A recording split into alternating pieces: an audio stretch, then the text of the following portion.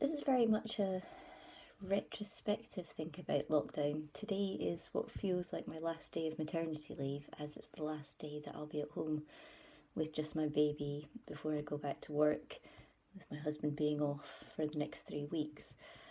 And so this feels like the last day of the lockdown as it has been for me. And I think it's been a lockdown of three parts.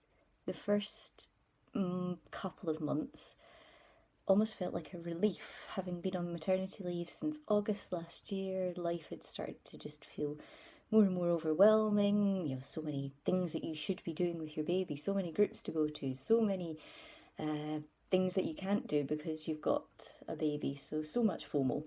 And not having that pressure felt like a massive, massive relief. And so I almost welcomed the lockdown.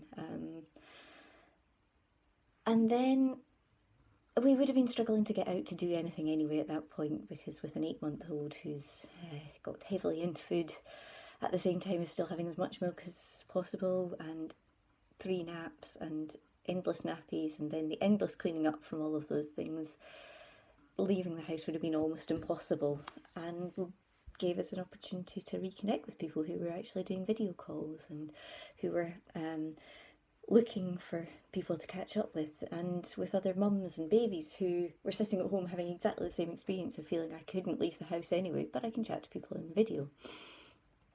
So the first couple of months was actually quite good. Then, by 2 months in, with an increasingly mobile baby who would no longer really allow for a video call, because if you tried to do it, he would run off and bash his head on something, it was becoming much, much less possible to see this as an advantage. And the endless grind of looking after a baby with very little respite, with a husband who wasn't furloughed, wasn't working from home, so without the advantage that many of my friends were having of actually having a dad who was around a lot more than normal, was really taking its toll. And I started to feel the way that I'd had a lot of friends describe it, of being robbed of my maternity leave, of my one opportunity to not be in work. We're not having another baby unless something goes very wrong in our planning. This is the one chance that I have to not be in work and to see a world that isn't dominated by work, and then by being a working mum. So that period in particular started to really drag, and was feeling like maybe the experience of lockdown that people who hadn't had that need for the slowdown had been having.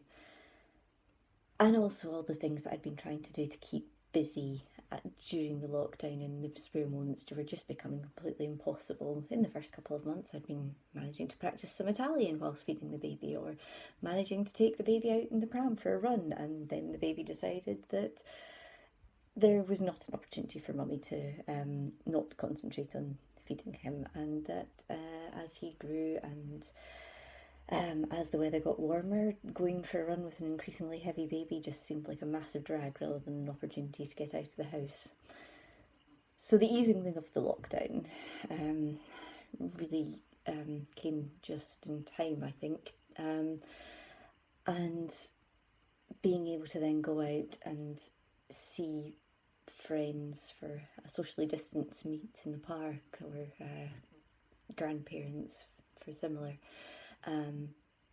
made a huge difference. And if it hadn't come at the point that it did, it probably would have, I don't know what would have happened. Would have just been more and more grumpy, I suppose.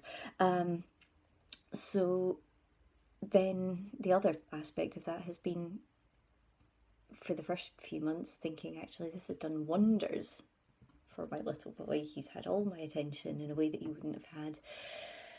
He's been cruising around the furniture, becoming more and more mobile, eating lots, having regular naps. I'm sure this is doing him the world of good. The only thing that's now made me think, yes, that did him the world of good, but what else has it done?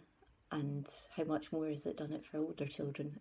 Is that since starting to meet up with other mums and babies, he seems to have turned into a really shy little boy who's very clingy, and I have no idea. Would he have been that anyway? I have no idea. Maybe he would have been. Maybe it's just his personality.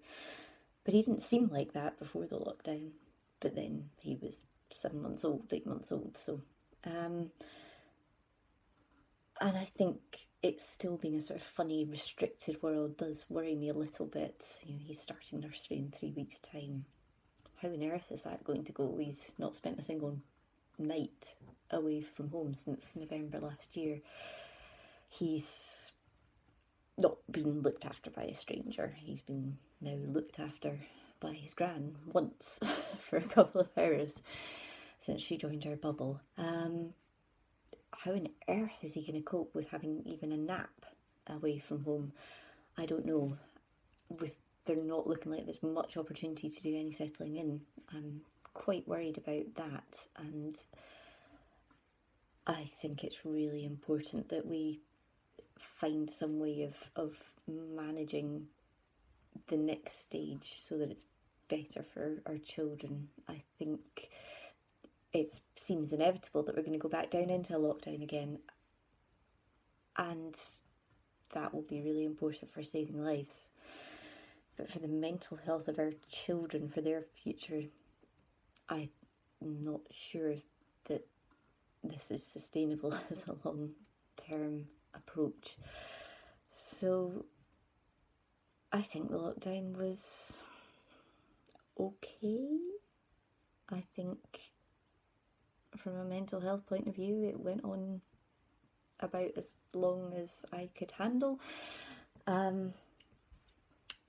And I'm not looking forward to going back to work, working from home, but I am looking forward to having a bit of a chance to see a world beyond looking after a baby, because the lockdown world, looking after a baby, has been quite limiting, and a chance to reconnect with other adults who have things to talk about that are not the contents of nappies and how frequently a small person consumes food and expels it will be very good.